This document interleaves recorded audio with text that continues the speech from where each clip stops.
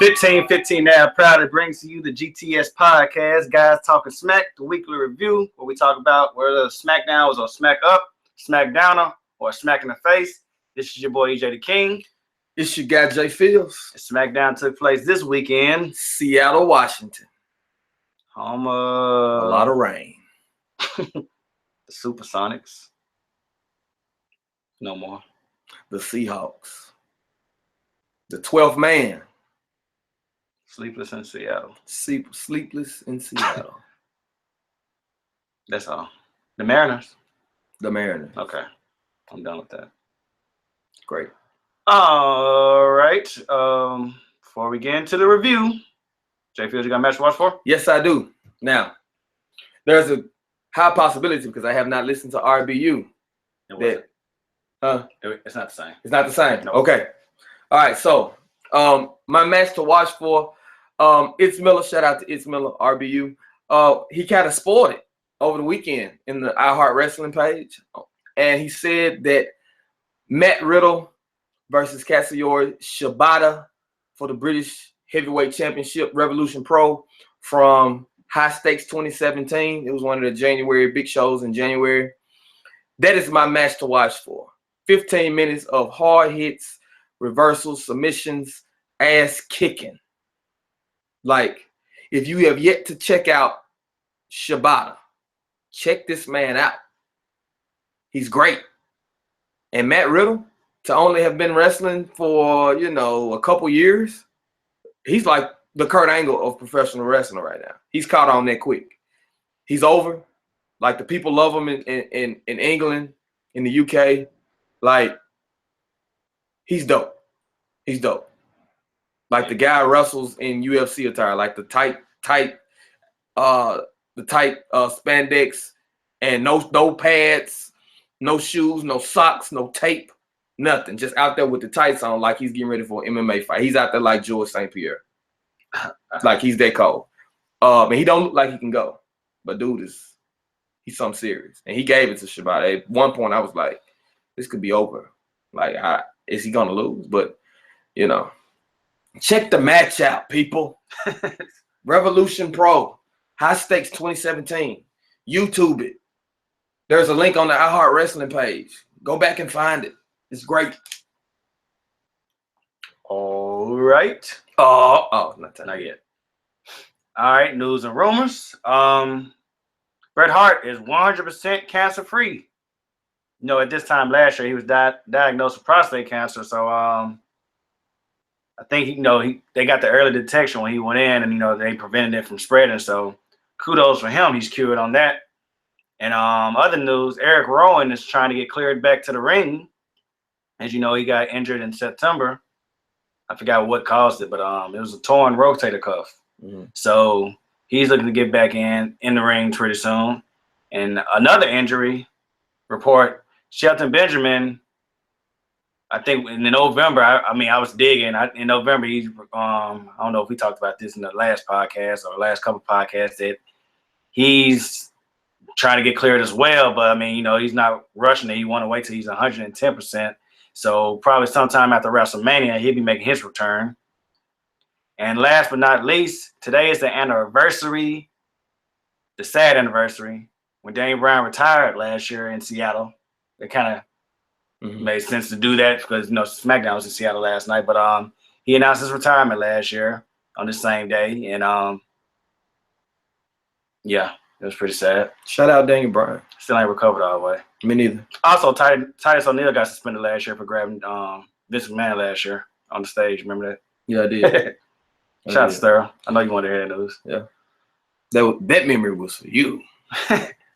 Well, other than that, that's all the news and rumors. So let's get into the show lineup. What you got? All right. SmackDown took place in Seattle, Washington, in front of a raucous crowd. The show kicked off with a video package showing the history of Randy Orton and John Cena from the time that they stepped foot in the WWE 15 years ago, showing them in all their many battles over the years. It was actually a really well put together video. I almost got excited for the main event, but then I remembered I had seen it before. Next up, we had Daniel Bryan come to the ring in his hometown of Seattle, Washington, and he cut a promo basically saying that, hey, this is like EJ just said, this is the last time I was here. I had to, announce my retirement, but it's good to be home, and things are looking up. He's glad to be a part of SmackDown as the general manager, and he announced that he was going to be a dad. For those of us that did not know, Daniel Bryan's going to be a dad here real soon. Brie Bella is knocked up. And then entered the buzzkill. The Miz came down to the ring to ruin this heartfelt moment for Daniel Bryan. And he started off with a soundbite, my favorite soundbite of the night. Boo hoo. That was just hilarious to me. The fact that that was the first thing that he said. He basically poked fun at Daniel Bryan for not being able to wrestle anymore, and the fact that he was still doing it, and the fact that Daniel Bryan didn't respect him. And the crowd really gave him hell. They were on him tough. And Miz, like the true pro that he is, gave it right back to him. Yeah. Just a really, really well done. He didn't get slipped up because the crowd was, chanting yes and Daniel Bryan and really kind of trying to drown him out. So he did well working with that. He didn't get thrown off his game. And then entered Baron Corbin. When he came out, he said that the Miz needs to shut up and that people were tired of him talking. He talked too much on commentary, and he talked too much tonight, and he was going to knock him out so they wouldn't have to listen to him anymore going into Elimination Chamber, as Miz was trying to convince him to join forces with him to take out everybody else. Then out comes Dean Ambrose. He comes out and says that basically he's the craziest one in the match, and he's willing to do everything, and that they're going to make a lot of bad decisions in that match on Sunday. And then out comes AJ Styles. He comes out, yes, AJ, the phenomenal AJ Styles, the champion, the true champion of SmackDown. We so much of a marks for AJ. Yeah, we can't. So much favoritism. I say hell with it, just let them know. That way, it's never any question. Complete opposite of what John Cena. Yeah, we don't like that guy. Yeah. But yeah, AJ comes out and basically says that he was the last champion and he's ready to get the title back. And they all kind of exchange shots at each other. And Daniel Bryan, as they get ready to take shots at each other, Daniel Bryan stops everybody and makes a fatal four-way match that is going to kick off the show, in which we saw Baron Corbin win the match with the end of days on the phenomenal AJ Styles. Mm-hmm. Great opening to the show. I'm okay with that. Yep. I'm great with that. Next up, see, we're not that big of marks because our guy lost.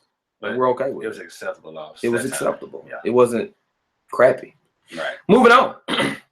Luke Harper's backstage. There are light bulbs hanging around him, and he cuts a promo basically saying that chopping the head off of the Viper, Randy Orton, that's just not enough. He wants to bring pain into the life of Randy Orton, and he says that he wants to challenge him to a match at Elimination Chamber. So that's set up for later on in the night and going into the pay-per-view. Next up, we have Tom Phillips interviewing Natalya and Nikki Bella via satellite, where they're both on the split screen on the big screen, and they are taking shots at each other. We'll talk about that later. I'm almost for certain. Moving on, Dolph Ziggler has a one-on-one match finally with Apollo Crews, and the match is fairly short. Dolph Ziggler goes for a super kick early, and he misses it, and Apollo Crews gets the schoolboy roll-up, 1, 2, 3. And then Dolph Ziggler attacks Apollo Crews with the chair repeatedly. Enter Kalisto. He runs down to make the save. He gets attacked with the chair. And then Dolph Ziggler trades chair shots on Dolph Ziggler and Apollo Crews. I think you're reading the same one from last week. Oh. You don't say. You don't say. I think you're reading last week's show. This is not the same. Did we hit a time warp? It sound like it. Let me pinch myself. No, we're here. We're here live. Okay. That happened this week. Okay. Then we come back from commercial break. Dolph Ziggler's walking backstage, and Daniel Bryan confronts him, basically saying, "Hey, what's getting into you? What's going on?" And Dolph Ziggler blows it off, basically saying that he can beat Apollo Crews and Kalisto at the same time, like he's beat him before. He can do it again. He can beat them both at the same time. And Daniel Bryan actually grants him the match. 2-on-1 handicap match at Elimination Chamber. Dolph Ziggler versus Apollo Crews and Kalisto. Hopefully we can get past both of these. We got them both at the same time. So maybe this will be the final encounter. Moving on. We had a double contract signing between Mickie James and Becky Lynch and Naomi and Alexa Bliss. Before we go any further, Alexa, we love you. You looked amazing last night. Basically, Mickie James took her shots at Becky Lynch, basically saying that she was trying to build the Divas Revolution off of the work that Mickie James had put in, and that she had 7 years of rage built up that she was going to unleash on Becky Lynch. She was going to destroy Becky Lynch. Becky Lynch responded basically saying that she used to respect Mickie, and that now she didn't feel that way because of the way she came back. And they both signed the contract for their match. Then Alexa jumps in, basically goes after Becky Lynch, saying that she's going to continue to be the SmackDown champion and that Becky Lynch is washed up, etc., etc.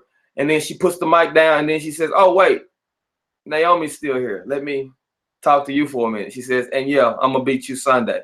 And then she signs the contract, which leads to Naomi basically saying that you're underestimating me, and I'm going to keep ripping your head bald. And I'm going to take your title. Bow! Bow! And WrestleMania is in Orlando, Florida, her hometown, and it's her dream to be SmackDown Women's Champion, to slide down that ramp as the SmackDown's Women's Champion. And that leads to Naomi telling her that she's going to feel the glow. She kicks Alexa upside the head. A brawl ensues between all four women. And to wrap it all up, Naomi springboards herself over the top rope outside the ring onto Mickie James and Alexa Bliss as Becky Lynch and Naomi celebrate as the heels retreat up the ramp. Next up, we had a 12-man tag. We had the tag team champions, the SmackDown tag team champions, American Alpha, Breezango, and Heath Slater and Rhino versus the Usos, the Ascension, and the Vaudevillains, in which, because they listened to the podcast last week, we saw the Ascension pick up the victory as Victor hit a Kinshasa. Mind blown. Mind blown on Rhino. 1, 2, 3. Then, in the most anticipated match in WWE history, for the 1 millionth time, we got John Cena, but for the first time on SmackDown Live, because that's how they build it, we got John Cena, WWE champion, douchebag. Thank you. Almost in unison. Versus the Viper, Randy Orton, with Bray Wyatt at ringside. Fast forward to the end of the match, there was a ref bump. John Cena went for the attitude adjustment on Orton. He bagged, Orton grabbed the ropes. When he finally got him off the ropes as he was on Cena's shoulder, Cena backed into the ref. Orton's feet drop kicked the ref out the ring. Bray Wyatt hits the ring and they attack Cena. They tried to go for the assisted Sister Abigail into an RKO. Cena clotheslines Orton out the ring. Bray Wyatt hits Sister Abigail on Cena. Luke Harper runs to the ring. He's jawing back and forth with Bray. He looks like he's going to leave the ring, and then boom, discus clothesline on Bray Wyatt, kind of breaking the spell that Wyatt has over him. And then Randy sneaks behind Harper, tries to hit the RKO. Harper pushes Orton into John Cena for the attitude adjustment. 1, 2, 3. And that, folks, was your SmackDown live from Seattle, Washington. Alrighty. Oh, GTS. It's time for our smack up, smack down, smack in the face. J.Fields, your turn this week. What was your smack up? My smack up, it was so many things to choose from. It was. But my smack up this week was Luke Harper. Luke Harper. And the reason why is because he's becoming a standalone act. He's a standalone character. And the promo that he cut just shows that he can be just as good, if not even better, than Bray. We've had a sprinkle here, a sprinkle there, a dollop here of Luke Harper being really great on the mic. Mm-hmm. And this was just another example of that in that short backstage scene with him tapping the light. Just all the little small intricacies that took place. Very good promo. And then him running interference, even though it led to a John Cena victory, which we never want that. Nah. It led to a John Cena victory, but it also pushed the feud, pushed the storyline between Luke Harper versus the Wyatts, which I'm always down to see. The clothesline was solid. His reaction, the fans popped. Like, this is just good stuff. Good stuff. Who knows? It may come with some type of major character change, or he may just stay Luke Harper, but just face Luke Harper. Yeah. He may actually be able to get over. Seattle helped that, I think. Shout out to you, Seattle. Honorable mention, Smack Up. You were great. You were It great. was a great crowd. You were a great crowd. It was almost like we was at a Seahawks game or watching a Seahawks game. They were that loud. Yeah, is that loud? I appreciated that. But that was my Smack Up. Short and sweet, Luke Harper. You did your damn thing, sir. I commend you. Yeah, just like you was pointing out, it was amazing how much the crowd was behind Luke. And like I said, I don't think we really got a true face Luke Harper before, because, you had those times when he attacked somebody that you wanted him to attack. But this time, he took that extra turn, and, he attacked somebody that he's supposed to attack, that he's supposed to get that pop and that cheer for. And, like, it's bright for him. And like I said, just like you said, I don't know if they're going to tweak his character too much. He can just come out there and be himself. He already got his own theme song. Right. Still work with his character, you know what I'm saying? Right. If you just go back to, just being him, and putting on great matches, I would like to see him maybe not yet being a main event picture, but definitely have some matches with some good main eventers, in the near future. Some people he never really could face because, he was healed so much. So now he was stuck within that wide family background. Right. Now he's got an opportunity to move to the forefront. Yeah, he definitely, I agree with you on the promos. That promo was captivating. It got my attention. And pretty much how Bray used to have our attention during those promos. He used to cut back in the day and, a couple years ago or whatever. But, things are looking up for Luke Harper. So I'm excited. I'm glad he's on the blue brand. Good deal. All right. So, EJ, what was your smack up? My smack up this week was the opening segment leading to the Fatal 4-Way. Not to elaborate too much on what you already brought into the rundown. On the rundown of the car or whatever. But, Seattle crowd, Daniel Bryan, crowd went crazy. But Miz came in there and owned the ring like he always does. I enjoy every time he gets a mic, and he doesn't let the crowd, rough his feathers, to make them get off track. He interacts with them. My hand goes up, your mouth goes shut. Y'all can get loud all you want. I got the microphone, so I'm gonna get loud on you anyway. Right. He just gold. We say gold every week. I think if we had a drinking game, see how many times we say gold when it comes to the Miz, y'all be drunk as fuck.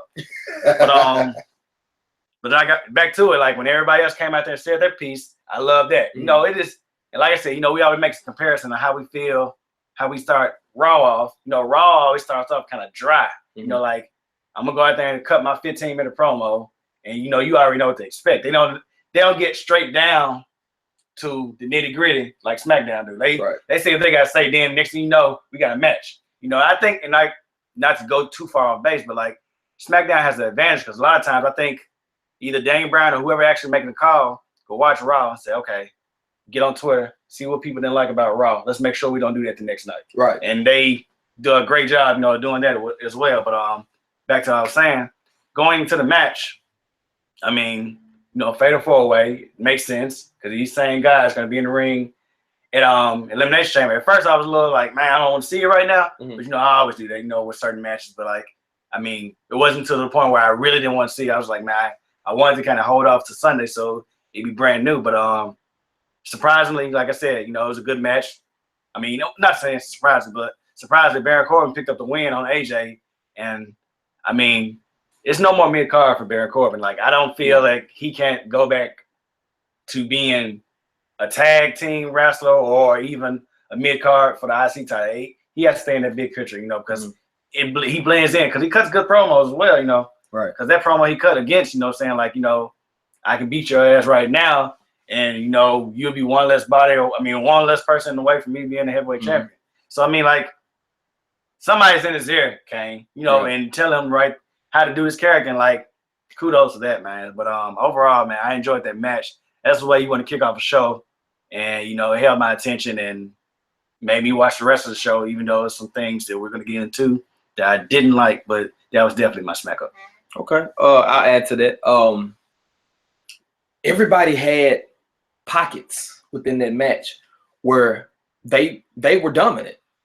Ambrose had pockets of the match where he was in control. Mm-hmm. Miz had pockets of the match where he was in control. Corbin had pockets when he was in control. AJ had pockets of the match when they were in control. Nobody just went in there and completely, okay, this is my opportunity to get my shine on. It was like all 4 guys working together to put on the best possible match. And we don't always seem to get that. Right. It's like, we get it probably maybe a little bit more on SmackDown than we get it in other places. But once again, it reminded me similar to that triple threat, Dolph Ziggler, Corbin, and AJ.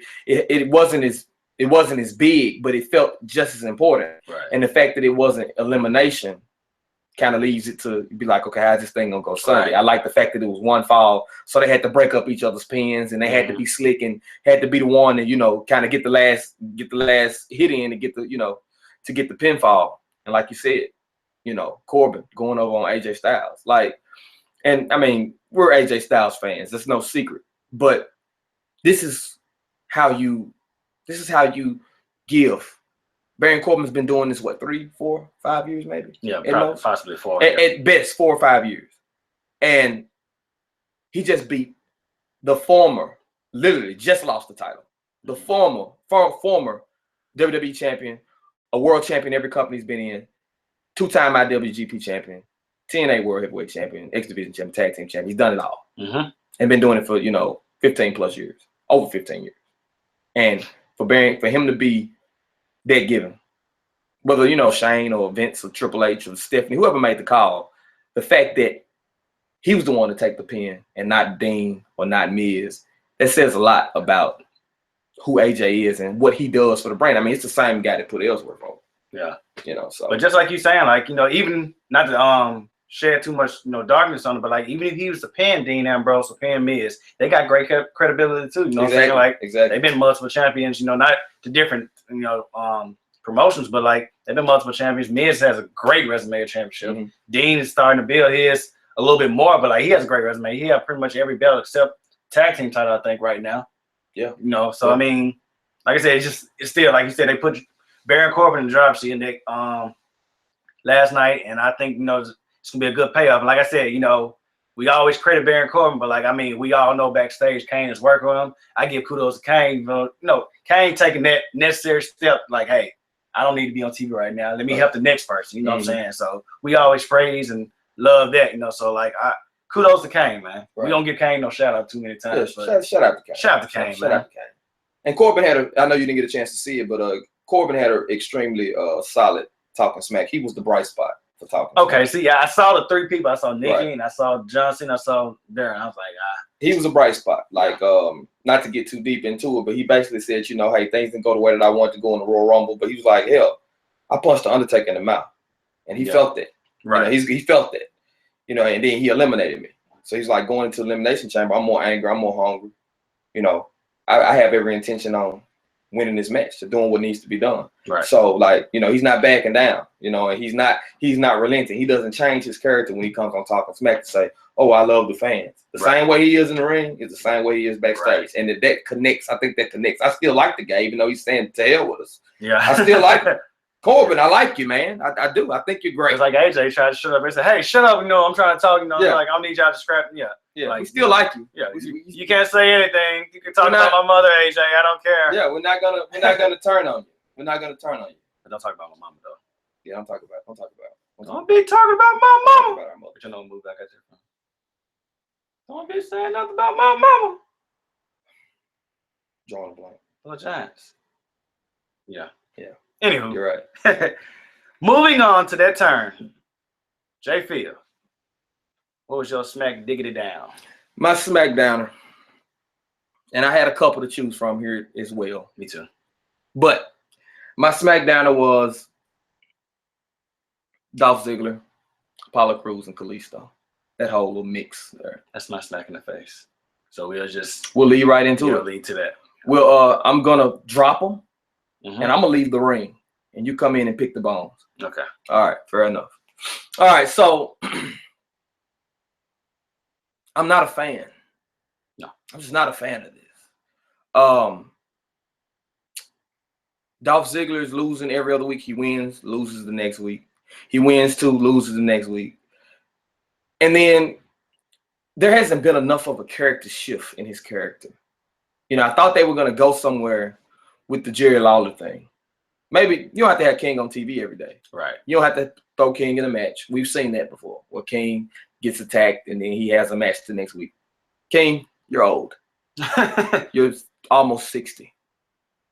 You don't need to be getting in the ring with Dolph Ziggler. Right. So I was okay not seeing that. Nostalgia purposes, yeah. Give King one more match. Let me see him pull the strap down one more time. Mm-hmm. But in my current physical, sensible mind, I know better than that. Right. But the fact that, okay, we get into this match, Dolph Ziggler goes for this super kick extremely early in the match. And then he's too much of an idiot to kick out. You have no offense that has been done to you. You super kick, you tried to go for the super kick, you missed. You get rolled up in a schoolboy, and you don't have sense enough to kick out at before three. And it leads into this same routine. I'm gonna go get a chair now. I'm gonna beat you with a chair because you messed around and pinned me. You beat me. And even when I beat you, I'm still gonna go get a chair. What's the logic in that? Right. I don't get it. Then you get backstage with Daniel Bryan, and Daniel Bryan's questioning you about what the hell you're doing. And you go into this tangent about how you can beat both of them at the same time. You beat them before you can beat both of them at the same time. That's not going to get you over. It's not. This is not going to get you over, Dolph. And it's not going to get Kalisto or Apollo Crews over either. So now you're putting two good guys against the bad guy. The bad guy's going in, as the underdog because he's going against two people. What the hell are we doing here? I don't get it, my damn. What are we doing? Like, what? You have a bad guy asking for a 2-on-1 handicap match? A quote-unquote heel? Requesting to fight two guys? He's that cocky? When he can't kick out from a schoolboy pin? So now you cocky. So now you confident. Now you got the world in the palm of your hand now. You can do whatever the hell you want now. Dolph Ziggler couldn't win a match. He ain't been able to win a match. Last 3 years. What match has Dolph Ziggler really won? That you just like, wow, he won. I'm so happy for Dolph. Where it really started to make you believe in him. Exactly, that's my point. None of them. He ain't won none of them that made you believe. The last one was probably the one before SummerSlam when he actually got the opportunity to fight for the title. He won it. He beat Bray. Or the six-way. The six-way challenge. And then the next week he beat Bray. Yeah. I started building back up, but yeah. That's like 9 months ago.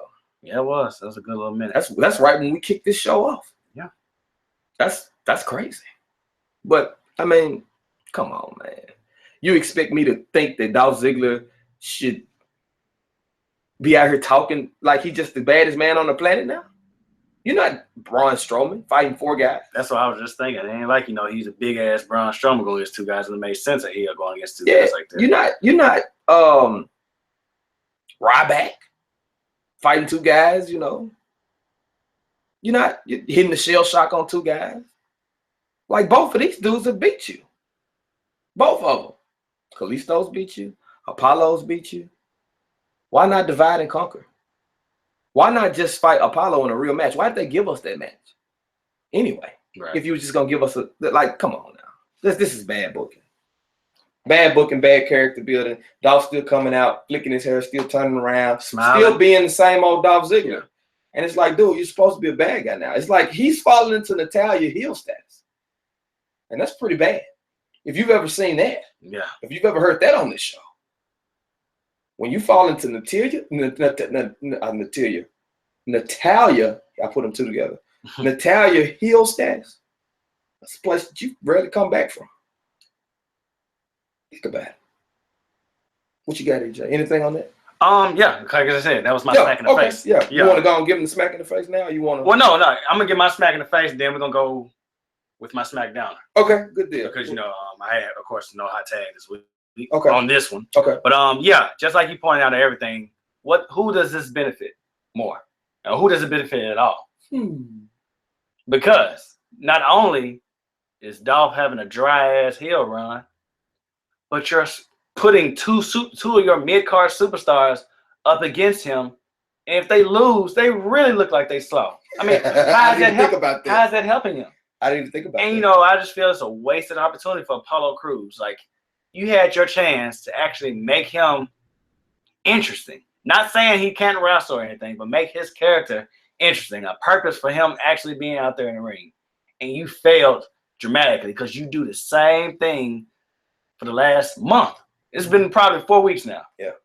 So that's why we was going through the rundown. I made the joke. I'm like, I think you're reading what happened last week because it looks identical. Yeah.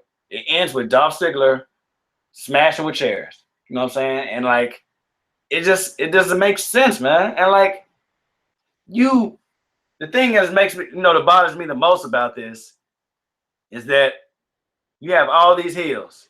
I mean, not all these heels, but you have these mid-carders. And if you think I'm saying like all these mid-carders, let me read you a couple people on my mid-card list. You have Dolph Ziggler, of course. Mm-hmm. You have Kalisto, Apollo, Jack Swagger, Kurt Hawkins, Mojo Rawley, and Luke Harper.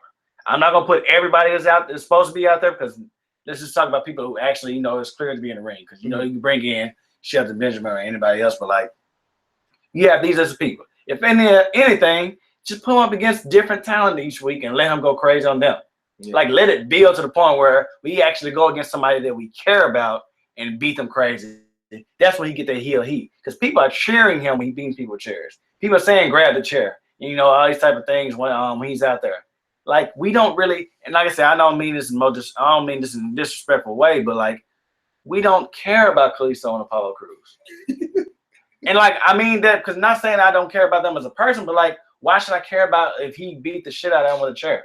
If he did it the last couple of weeks, like, just like we pointed out, like, you would think by now those folks would just be a tag team and come out together all the time. Right. Because like, if Apollo ain't getting his ass whooped, Kalisto getting his ass whooped. Kalisto getting his ass whooped, Apollo getting his ass whooped. Well, how about we just take all the chairs away from ringside?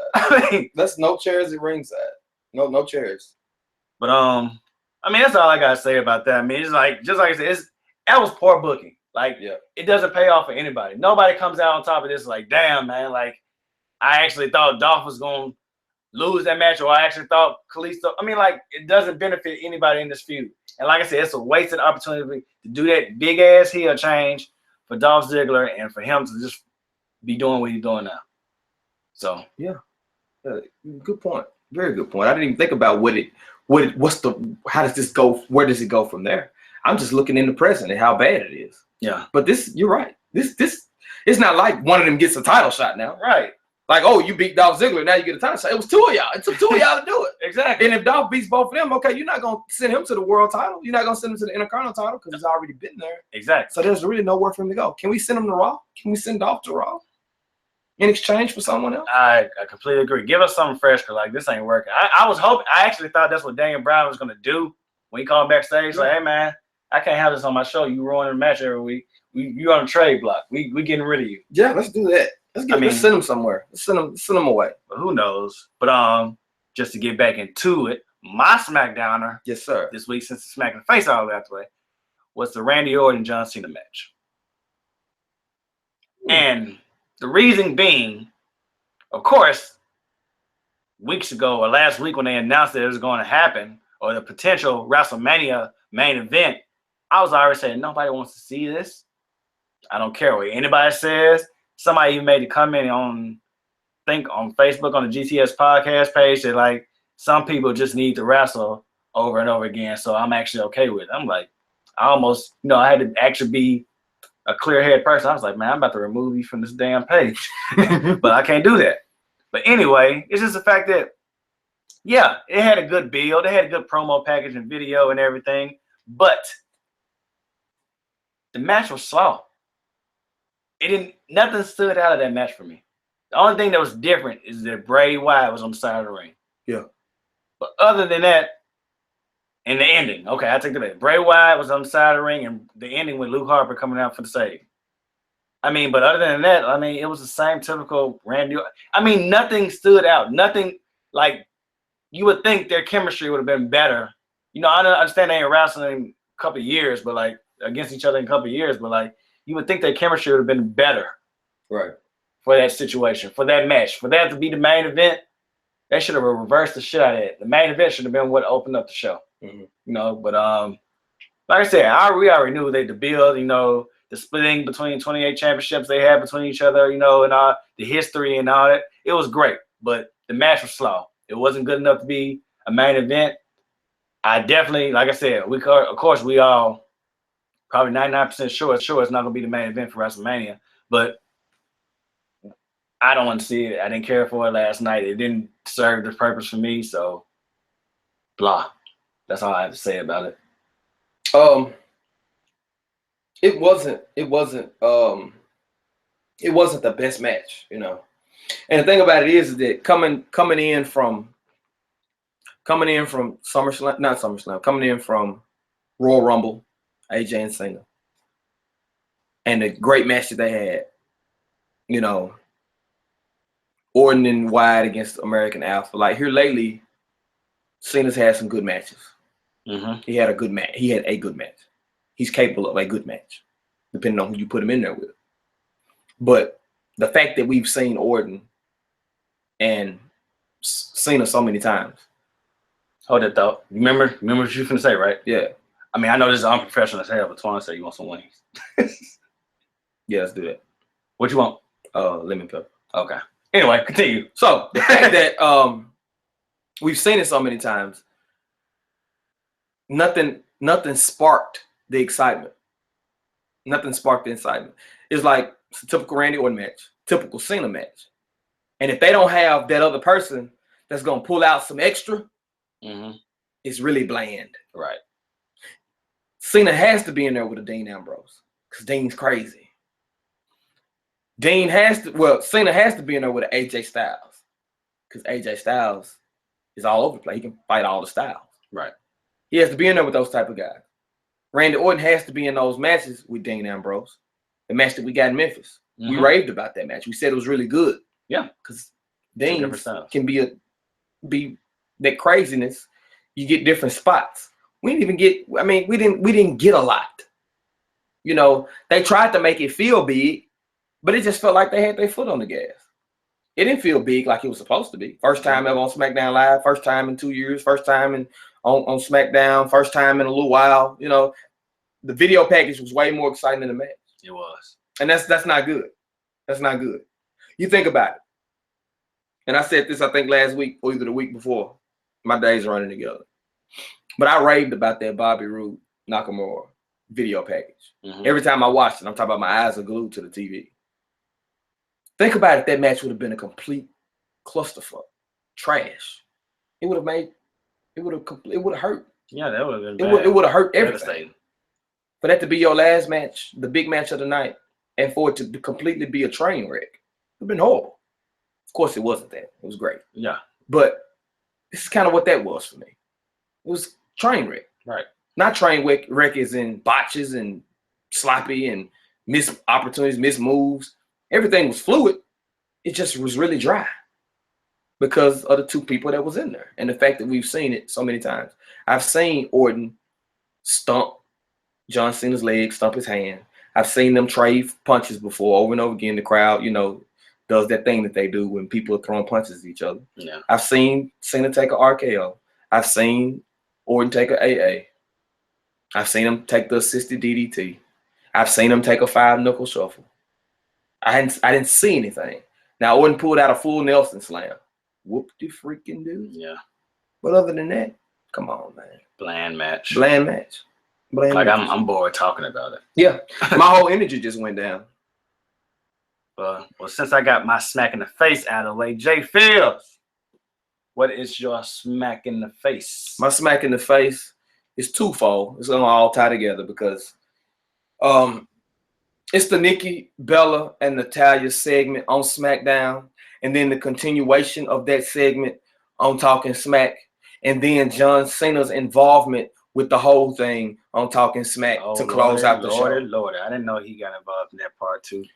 When I tell you stop, just stop. Somebody stop. Everybody stop. Stop. Stop doing this. Stop. Like, no. No. This is not good at all. I'll start with the little via satellite thing. That was horrible. Bad. And I mean, no. I'm not going to even recap it. I'm not going to recap what happened. it was just horrible. Like, this is what we're doing now? That's the best they can do. Like, and then Natalya says, if I wasn't married, I'd probably be with John. What? You're gonna be sitting holding your nephew while John's out meeting new people. I'm like, what? Like, what? Your snotty-nosed nephew. It got so bad, dude. Then Nikki responds, you're just bitter. You're just a cat lady, a crazy cat lady. Oh my, it was so Kardashian-ness. I made a word, Kardashian-ness. Yeah. Dead and bad. It was really bad. Kardashians are bad, so. You know, yeah, they are. They are. They're pretty bad, too. Come on, people. Like, y'all have got to do better. Hopefully, this is over at Elimination Chamber. I did not enjoy that. The positive is that every woman on SmackDown is involved in something. The negative, 3 matches. But the negative is this shit. Yeah, we had to sit through that. I mean, like, just like you said, like, this is the best y'all can do. The show, I mean, Total Bellas, both of them, Total Bellas and Total Divas, they get views. Stop trying to push this shit on the wrestling part. That's what the show is for. Yeah, you can throw a commercial in every now and then, but they can plug it backstage, but don't make a storyline out of it. And the thing about it is that if there was really this deep, deep hatred, like, y'all wouldn't be on the same show with each other. Why come y'all couldn't have had a fight on the show? A stage fight. You know how they stage fight on these reality shows? Like, oh yeah, we're gonna need to get the ratings up. Y'all have a fight. Why didn't y'all have a fight on the book it? It's too late now. Yeah. I should have said this week. Just like they had a reunion show. They should have that on. Yeah, let's just do that. God damn. Let's have that. And then Natalya can go in. Let's build this thing like a Real Housewives. Let's build this thing like a Love and Hip Hop. Let's figure this thing out. If you want to be reality TV and you want to make it real and gritty, that's the way you do it, because you're taking it to the wrestling time. And I watch SmackDown for the wrestling. And they can wrestle. And Natalya is great in wrestling. They don't put on a match. They brawl. Nikki has gotten better. Yeah. Before she went out, and even since she's come back, Nikki is capable of a good match. Mm-hmm. And we have completely gotten away from wrestling. We're just gonna let them brawl all over the arena. Mm-hmm. We're gonna let them jump each other all around the place, outside the parking lot. Gonna let them jump them backstage and catering, jump them in the ring, jump on the way to the ring, jump them at the ring side, jump them in the crowd, jump them at the concession stand, jump them at the merchandise booth. Come on, people. Like, that's not creative. Like, the creativity is not there. It's not there. Because, and then let's fast forward to Talking Smack. Nikki Bella's a guest star on there. She's the guest on there. And before she can get talking good about it, here comes Natalya. She comes in and gets in her face, and then she tries to slap Nikki. And then Nikki slaps her. And then before they can brawl, Nikki tries to get up out of her seat. Natalya takes off her shoe, hits her in the back of the head with her shoe. And then they brawl, and then Nikki's head gets in between the glass part of the table and of the desk that they're sitting at. And Natalya grabs her arm and pulls her arm, jerks her face into the table. Now, what I would say, going into the Slammies next year, the GTS RBU Slammies, that's probably going to be the laugh out loud moment of the year, because that shit was hilarious. I'm laughing at Magic because I didn't watch it this week. And then, like, Daniel Bryan, like, oh my God. Like, him and Renee, they're like going crazy. Like, oh my God. Get her out of here. Get her out of here. And then they go over to Nikki, and they ask her, is she okay? And she's holding her face, and she shakes her head. She's like, no. She did that. Oh, she did that shit again? She did that. She was holding her face, and she shook her head like, Now that's comedy. Yeah. Let's take a moment to laugh, people. Let's just take a moment to get that out of there. We need like a studio audience. I want to see some of the shows. Like that. I told you should have watched. If you don't watch any more of it, just watch that part. I rewound it. It was that funny. So when we get off the air, I'm watching it. I promise you I am. They were like, "Are you okay?" She's like, holding her face. It was hilarious. Her hat was halfway on. It was crazy. And then, okay, let's get back to it. Let's get back serious. Then John Cena's ass. They have him on the show, and they start asking him these questions. Well, and he comes in like he don't even know what happened. He's like, so what happened, guys? What did I miss? What's going on? They're like, well, you know, Baron Corbin was on. And then he's like, how did Nikki do? And they're like, oh, you didn't know. Like, she's in the training room right now being seen by the medical staff because she was attacked. And then they explained to her what happened. They showed him what happened on the screen and everything. He was like, oh, I'm so concerned. And he didn't drop the mic and go. He didn't drop the mic. He didn't go check on her. Anything. He continued to have the interview. Son of a bitch. And he basically said they had an agreement that, like, while they're in WWE, when they walk through the doors of the arenas and things like that, Nikki handles all her business and I handle all my business. It's like, dude, like, y'all, we know y'all together. Like, that's your girlfriend. If my girlfriend gets beat up, my wife gets beat up, I'm not going to keep doing what the hell ever else I was doing. Like, I'm going to stop what I'm doing. I'm going to go check on my girl. This dude proceeds to sit there and talk about it. Well, yeah, she's had some neck issues, so yeah, I'm concerned about it. And then Renee asks him, she's like, how did this play on your mind going into the Elimination Chamber, knowing that Nikki could potentially be hurt? And then, she's had these, these past neck issues, and she's got this match with Natalya. He's like, well, I can't really think about that. I'm going to be thinking about her. I'm going to be thinking about her, but, I can't focus on that. And then they change the subject, and then they talk about Elimination Chamber, and then that's a bunch of crap. They talked about that after. They talked about his match later. And he was, I'm excited. He didn't go into the exciting part. He kind of stayed monotonous the whole time. He just monotone voice the whole time. No. Once again, no. Nikki, you need to show the crown. I'm your guy. You can look, but you can't touch. You keep dreaming on the stars above. J.Fields, ladies and gentlemen. Yes. Clap that up. It just good. It just came. It came to me. I had to get that off my chest. It just felt right. It felt right. But nevertheless, I asked you earlier if you had heard about it. I didn't tell you. So I guess I can the spoiler alert. If you don't want to, you may want to fast forward the next 30 seconds of this. Rumor has it that they're building this whole thing to a mixed tag match at WrestleMania with John Cena and Nikki Bella versus Miz and Maurice. That's what the spoiler alert is. All right, now you can come back and listen. That's what they're talking about doing. We'll talk about that later, though. But that's rumor what they're talking about doing, which is why they're trying to infuse John Cena in this whole Nikki Bella, Natalya, how you feel about your girlfriend getting her ass beat type of thing, because they've been apart this whole time. Now, it'll be interesting because Miz is gold. We need a Miz's gold meter. But at the same time, the way that they're going about trying to get us there, the way that they're taking us. Bumpy ass road. They not even on the road. They driving through the woods. It's gravel. We're driving through trees. We're knocking trees down. We're running over old people. We're on the sidewalk. This is crazy taxi. Straight up. But that, folks, is my smack in the face. And that, folks, will do it for our review. So let's get into these near falls. So, what you got? Yeah. That's definitely something worth talking about. I got one. I want to say that the contract signing. Yes. The dual contract signing. Mickie James, Alexa Bliss, Naomi, Becky Lynch. I mean, great stuff. Great stuff. I love to see the women in these bigger roles. I mean, even though, like you said, we got 3 women's matches on the card. Like, Smackdown is not just giving us one kickoff show, we're getting 3 on the main show. And that's good stuff. Yeah. 3 singles matches, 3 separate storylines, even though 2 of them are connected.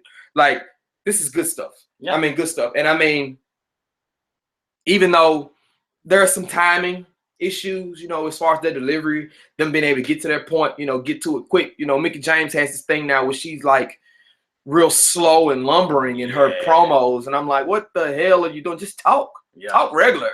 But I guess it's because she's old. So I guess that's kind of, she has to do that because to make it seem like she's the more mature of everybody else. Yeah. Like she's the matriarch. Definitely got my attention. I'm like, God damn, she talking slow. Yeah. I mean, I paid attention because it's like I had to hang on every word. She's like, because you don't respect me because I was here. It's almost like Dusty Rhodes. Like, I used to do that thing. Yeah. Let me tell you. Let me tell you something, baby. It's a bicycle. Because Ric Flair. That's your boy Ric Flair. I got through hard times. Hard times. You don't know about hard times. Okay. Yeah, we jumped off. Rest in peace, Dusty. But it almost was like that without the pizzazz. Yeah. So it wasn't that good. But overall, really good stuff. Alexa Bliss blowing Naomi off.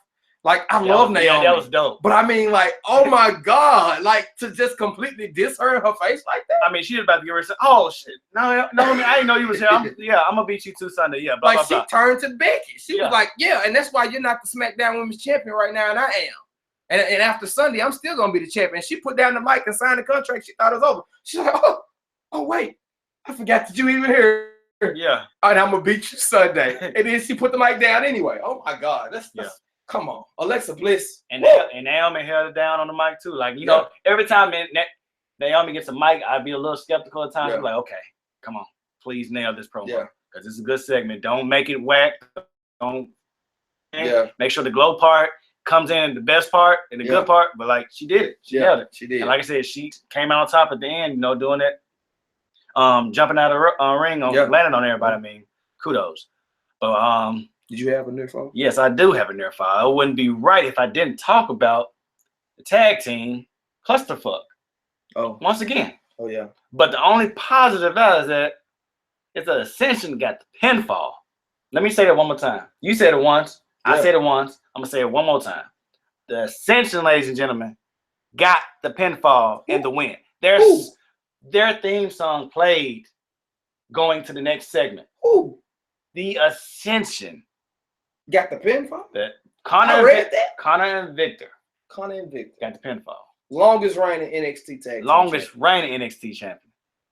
Pinfall on SmackDown Live. SmackDown Live. 2/7/17. Yesterday. You don't say. Last night. Wow. Around 8:15. Yeah. But other than that, it's a mess. It's gonna stay a mess until you make these tag teams mean something. Besides the Usos and the American Alpha, which we say every week, you have nothing. Slater and Rhino need to break up. Brazango need to break up. And you need to establish a better tag team division or do something. I mean, even not even saying they got to break up. Do something better. Here's my idea. I'm not saying, this is long term. Book it. Because I know it's great. Instead of us getting these 12 men tag matches, why don't you take one person from each tag team and have a fatal 4-way? Expose the other people in the ring to let them showcase what they can do. So not only when somebody on that tag team gets hurt, you already know that person can go. That person can carry himself. It won't be a crutch in the locker room, just sitting back there taking up locker room space. Right. No offense, Mojo Rawley. I mean, Zack Ryder's hurt right now. So what purpose does Mojo Rawley do? He wrestled on main event, a dark match. That's the best you can do. But like, showcase them in different ways. Like, we don't want to see a tag team turmoil or a tag team 12-man tag all the damn time. Like I said, you got Victor. I always get them mixed up. Victor is a skinny one. Victor can wrestle. He can go. He looks fluent out there. Everything. Just to have him not saying wasted, but like, let him showcase some one-on-one talent. Mix it up in that kind of way. Right. Even on top of that, of course, you're going to watch Talking Smack later, but Daniel Bryan alluded to the fact that they were a tag team on the Indies. They were him and Victor. Oh, I think I heard that from somewhere. Yeah. They had a tag team. I didn't know that. They used to be roommates. He went into all of it. Like, he was like, we used to be a tag team on the Indies, like 7 years ago. Like, you know what I'm saying? I mean, like, I didn't really follow. I didn't really follow Victor. I didn't know about him until he got to NXT, and I knew that he was good, but I didn't know he had that type of history. You know what I'm saying? Because I had never really done it. And I guess that's me kind of dropping the ball in my journalism. But I didn't know that Victor had those roots with some of the other guys in the locker room. I didn't know I didn't really research where he came from. So that was pretty cool to find out that hey, this guy's good, and Bryan put him over. They put over the Ascension. They put over the Vaudevillains. But they didn't put over Brazango on Talking Smack. But what if they put a swerve on our ass? Maybe. I know we're going into it. AA has to win, but what if they put a swerve and we get that Ascension resurrection that we always wanted? Who knows? I mean, going into this, of course, American Alpha's a clear favorite, and then you got the Usos. Not saying the Usos can't pull it off, but like, they're the obvious people. If they were somebody to take the title, everybody's thinking the Usos gonna do it. But what if they pull a swerve and do that? Well, My issue with that, I have an issue with that. Okay. And here's the reason why. It's because they waited so late to pull the trigger. Yeah, I feel you. Yeah. It's like, now you're gonna. But sometimes they might need to take that leap and do it, because just like we said the same thing with Dolph Ziggler. They waited so long to make him go heel. When he finally did it, we was like, cool. But like the route that it's going, Right. it's not good. But like I'm just saying, they had to do something spontaneous. They had to do something Unexpected. different, unexpected. So Right. we all thinking like the last two gonna be Usos versus American Alpha. But what they, like I said, they throw a swerve in there, you gonna sit up in that chair like, oh shit. Like if all the tag teams jump American Alpha, beat them down real bad. Yeah, that'll be good. Book that. book it. I knew I like your idea. Yeah. That's good stuff. But that would do it for our near fall. So let's get into this prediction for Elimination Chamber this Sunday. By the way, we will be going live on YouTube, on the GTS YouTube channel. So make sure y'all subscribe to the page so y'all get that alert once we start going live and go broadcast the show. But anyway, where is it taking place this week? Do you know? We'll figure it out. Arizona? Yes. Okay. Well, Elimination Chamber takes place in Arizona. So let's start it off. I don't know what the kickoff match is going to be, so I'm just going to talk about the matches in general leading up to the main event, which we know is for the heavyweight title. So we get the kickoff show. I'm thinking it's going to be Kalisto and Apollo Crews versus Dolph Ziggler. Handicap match. Who do you think is going to come out on top of that? No one, as you said earlier. Agreed. And I feel that it will come out to a chair being used over and over again, one way or another. Maybe they're going to beat him with a chair this time. To change it up. Could we get a concerto? Could we get something else? Yeah. Moving on. I mean, some reason, like I said, WWE is going to fuck this up. I think Dolph Ziggler is going to win. Mm-hmm. He's going to beat both of them. And now you have two of your mid-carders losing to one mid-carder, which is not going to help. Who's an even bigger loser on his own. So I can't wait. Next we have another downer, Nikki Bella versus Natalya. No stipulation. Is there another anything? Oh, they may add it. It's right now. It's just a standard match. Who do you think is gonna win? I see Nikki Bella going over because she's been taking the most of the punishment here, verbally and physically. This time, I'm thinking Natalya. I think Natalya's gonna come out on top of this. No, but like you alluded to what the WrestleMania plan may be, I think I'm going with Natalya. I'm not strongly on that, but like I think, this will probably benefit her more than it benefits Nikki Bella because she's a face. People gonna cheer for her, I guess, to overcome the obstacle or whatever. Anyway, but like I think it'll make a bigger statement if Natalya came out on top of this feud and move on to actually being interesting or have a great wrestling match with somebody else. But I'm tired of seeing them in the ring together regardless, so whatever. All right. Next we have the tag team turmoil with American Alpha versus Breezango. Breezango versus the Vaudevillains versus the Usos versus Heath Slater and Rhino versus the Ascension. Who do you have winning on this one? Who are the final two? The final two will be Breezango and American Alpha. American Alpha will win. Okay. I have American Alpha still winning, but my final two will be, I'm going to go with what I said in my near falls, the Ascension. Maybe this is a turn. Like I said, it may not be the best turn for them to get, start meaning something, but like I'm just going to go with them on that. Okay. We had a lot different today. I think the only one we agreed on was a Kalisto thing. Kalisto handicap match. It's kind of hard to call. Next, we have Luke Harper versus Randy Orton. Who do you have winning on that one? Randy Orton. Randy Orton's going to win. Harper's going to put up a great showing. I think Orton's going to do something underhanded to win.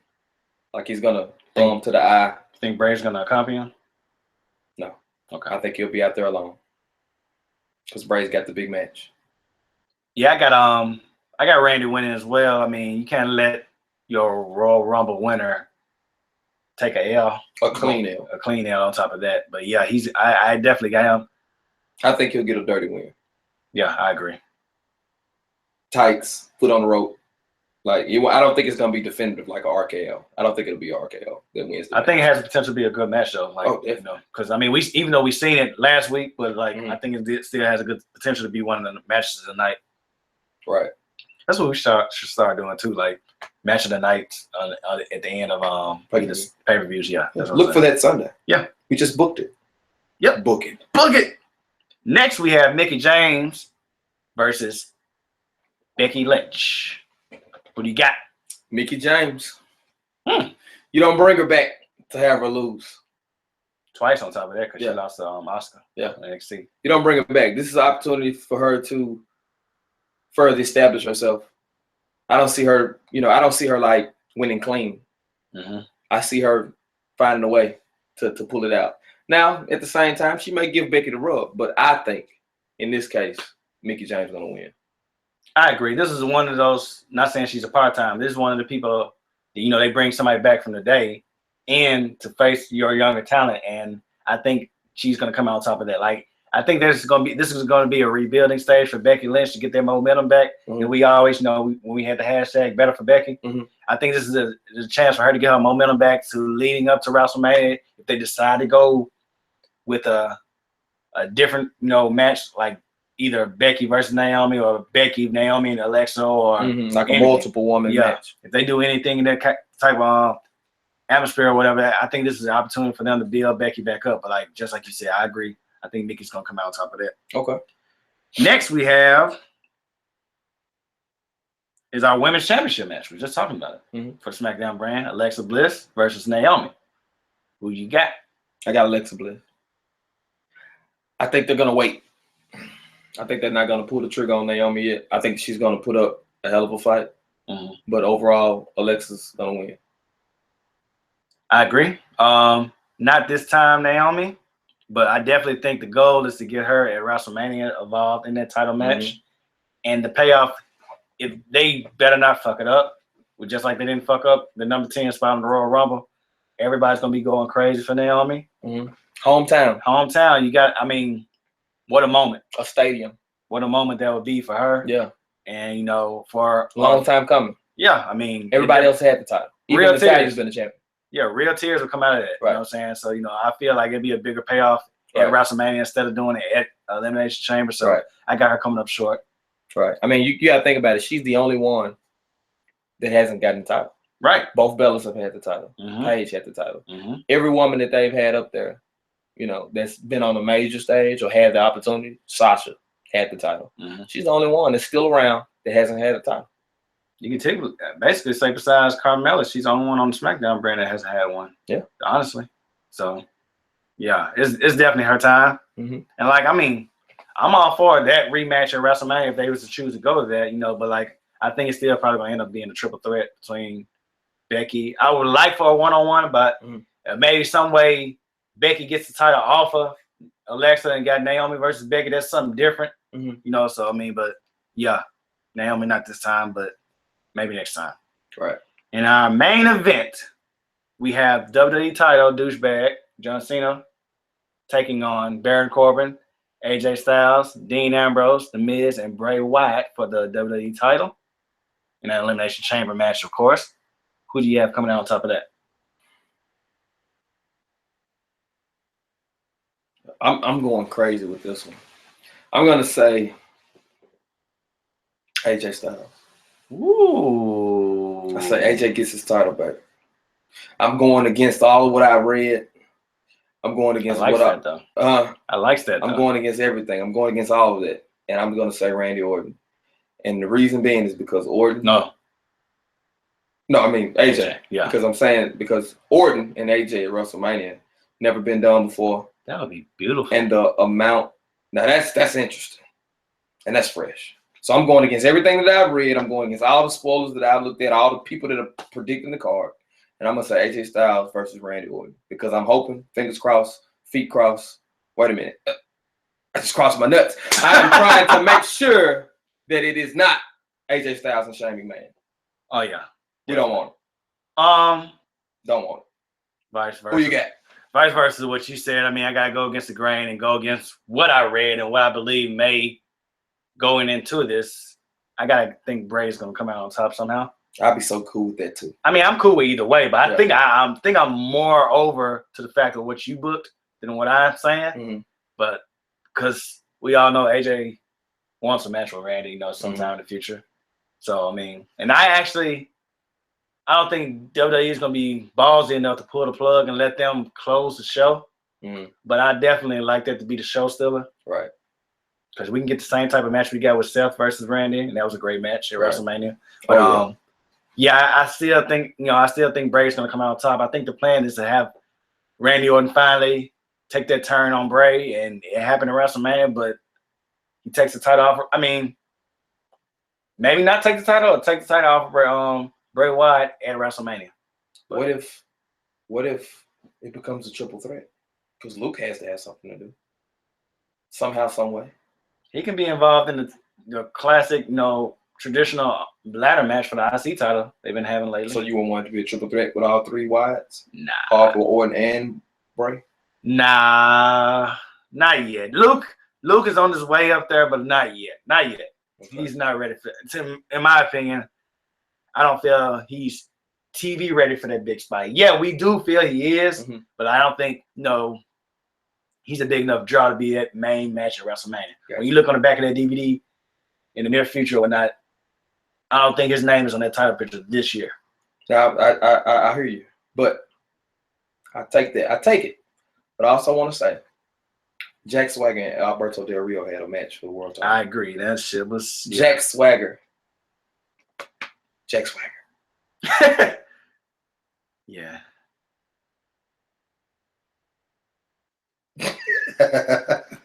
Yeah, I had to let that linger. I had to drink that in. And we know Luke Harper's way better. Way better. Way better than Jack Swagger. Way better. God damn, how did that? Never mind. Yeah. I ain't gonna even question it. I remember that. Yeah. And the next night, Dolph cashed in. Yeah.